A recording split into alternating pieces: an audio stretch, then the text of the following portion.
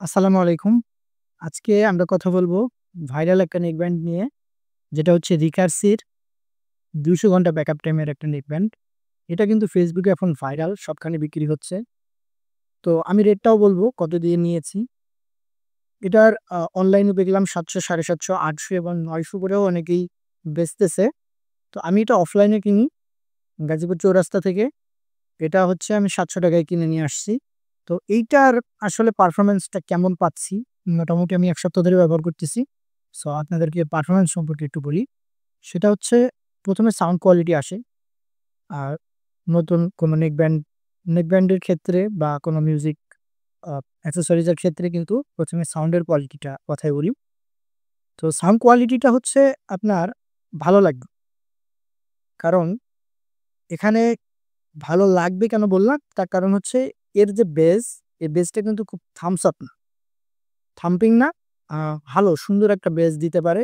ভয়েসও clear দেয়। আর এই বাজেটে মানে ৳১,০০০ র নিচে যত নেকব্যান্ড আছে মোটামুটি এরকমই সাউন্ড কোয়ালিটি আপনি পাবেন।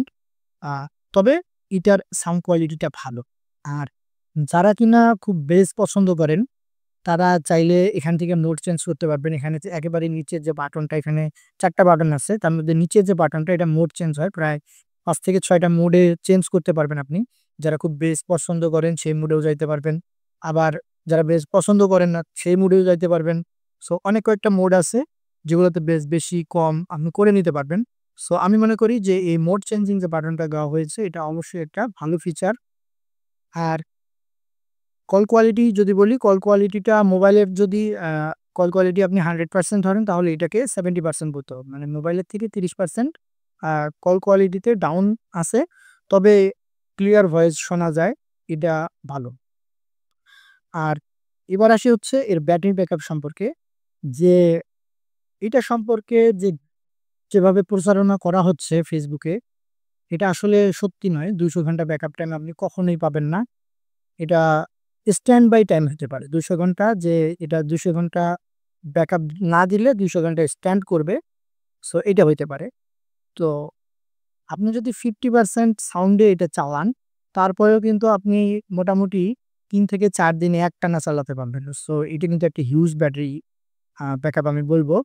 আর দ্বিতীয়ত আমার এটা কেনার কারণটা হচ্ছে দেখেন নেকব্যান্ড বা আপনার হচ্ছে এয়ারপডস যেগুলোই বলেন, এগুলোর কিন্তু ব্যাটারি ব্যাকআপটা নতুনের মতো সবসময় থাকে না। ২-৩ মাস পরে এটা ড্রপ করবে। দেখা গেল আপনি ৫-৬ মাস ব্যবহার করার পরে এইটার ব্যাটারি ব্যাকআপ যদি এটা ভালো থাকে, তাহলে এটার ব্যাটারি ব্যাকআপ একেবারেই অর্ধেকে নিয়ে আসবে। সো তখনও কিন্তু আমি একটা ভালো ব্যাকআপ পাবো। এই কারণেই কিন্তু আমার এই নেকব্যান্ডটা নেওয়া। আর এটার যদি বিল্ড কোয়ালিটি বলি, তাহলে বিল্ড কোয়ালিটি মোটামুটি একবারেই খুব বাজে না, আবার খুব যে প্রিমিয়াম কিছু তাও না। তবে এটা কাঁধে থাকলে খুব খারাপ দেখায় না। আপনি যদি দেখেন, কাঁধে থাকলে খুব খারাপ দেখাবে না। আর এখানে যে ম্যাগনেটিক ফিল্ড দেওয়া আছে, এইটা কিন্তু এক জায়গায় করলে প্লে পজ হয় না। সো এই বিষয়টা মাথায় রাখবেন। আপনি যদি কোনো ভিডিও চালু করে দেন, তাহলে এই ২ টা এক জায়গায় করলে কিন্তু অনেক নেক ব্যান্ডে আছে প্লে পজ হয়ে যায়। এটা যদি আপনি ডিসকানেক্ট করেন তাহলে প্লে হবে। আবার যদি কানেক্ট করেন তাহলে পজ হবে। এটা কিন্তু এই নেক ব্যান্ডে হয় না। সো এটা মাথায় রাখবেন। আর এটার যদি ফ্লেক্সিবিলিটি নিয়ে কথা বলি, তাহলে এটা কিন্তু কেচিয়ে আপনি ছোট করে নিতে পারবেন। চাইলে কিন্তু এটা আপনি আপনার পকেটেও রাখতে পারবেন। সো এতটা ফ্লেক্স।